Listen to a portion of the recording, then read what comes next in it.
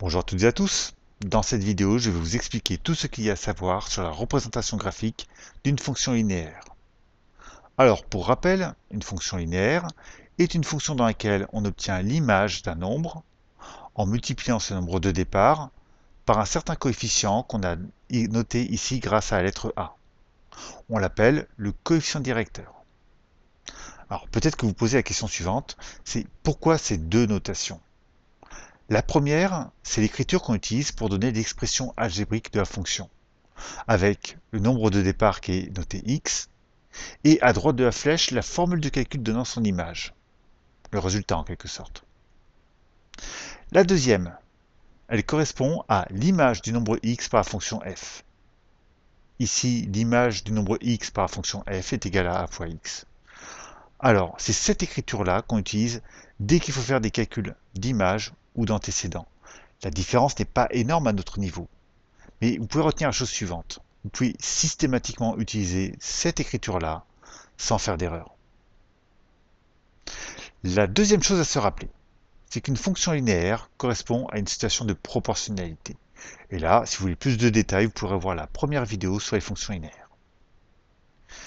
Bien maintenant, pour étudier la représentation graphique, et puis aussi pour comprendre pourquoi on appelle petit a le coefficient directeur, on va prendre cet exemple de fonction.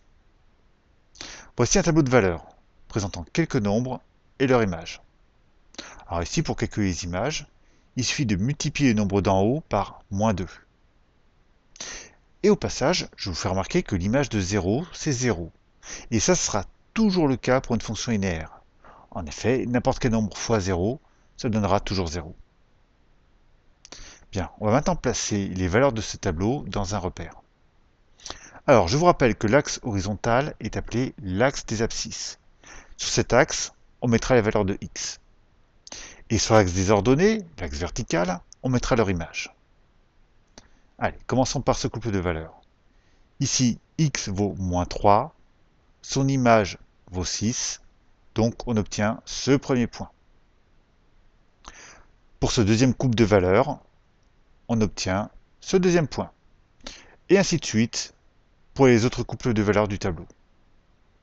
Alors, qu'est-ce qu'on constate? On constate que tous ces points, ils sont tous alignés. Et cette droite, elle passe par l'origine.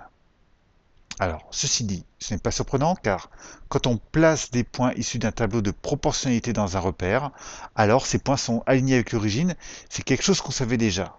Mais c'est déjà un résultat très intéressant. La représentation graphique d'une fonction linéaire est une droite qui passe par l'origine. Pour la tracer, il suffit donc de choisir un nombre au hasard, de calculer son image et de placer ce point dans un repère. Ensuite, il n'y a plus qu'à tracer à droite. Alors, maintenant, regardons ce qui se passe quand on change de coefficient directeur. Je rappelle que c'est le nombre en jaune. Cette fonction, c'est celle qu'on vient de tracer. On va tracer deux autres fonctions linéaires. Et je vous conseille de les tracer aussi à titre d'entraînement. Il suffit de suivre la méthode qui est au-dessus. Alors, quel est le lien entre le coefficient directeur et la droite? Eh bien, pour le savoir, il suffit de se déplacer d'une unité vers la droite pour le comprendre. Regardez, pour la première fonction, si on part de l'origine, qu'on se déplace d'une unité vers la droite, on se rend compte que la droite est 2 unités plus bas. Pour la deuxième fonction, la droite se retrouve 2 unités plus haut. Et pour la troisième droite, la droite se retrouve 3 unités plus haut. Et cela correspond à chaque fois au coefficient directeur. Et c'est d'ailleurs ça l'origine de ce nom. Le coefficient directeur, il indique la direction de la droite. Donc, le coefficient directeur, c'est-à-dire ce nombre écrit en jaune, symbolisé par la lettre A, se retrouve sur la représentation graphique de la fonction. Il faut se décaler d'une unité vers la droite depuis l'origine. Si A est positif, la droite monte de A unités. Et si A est négatif, c'est la même chose vers le bas. Et c'est très important pour la suite. Alors, pour petite histoire, on parle de droite décroissante dans ce cas et de droite croissante quand A est positif.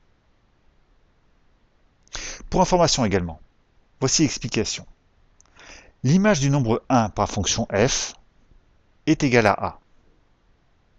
Donc la droite, elle passe par ce point de coordonnées 1 en abscisse et a en ordonnée. Et donc, quand on se décale de une unité vers la droite, on monte ou on descend de a unités. Voilà donc pour les fonctions linéaires. Et la dernière étape de l'étude des fonctions, ce sera de voir ce qu'on appelle les fonctions affines.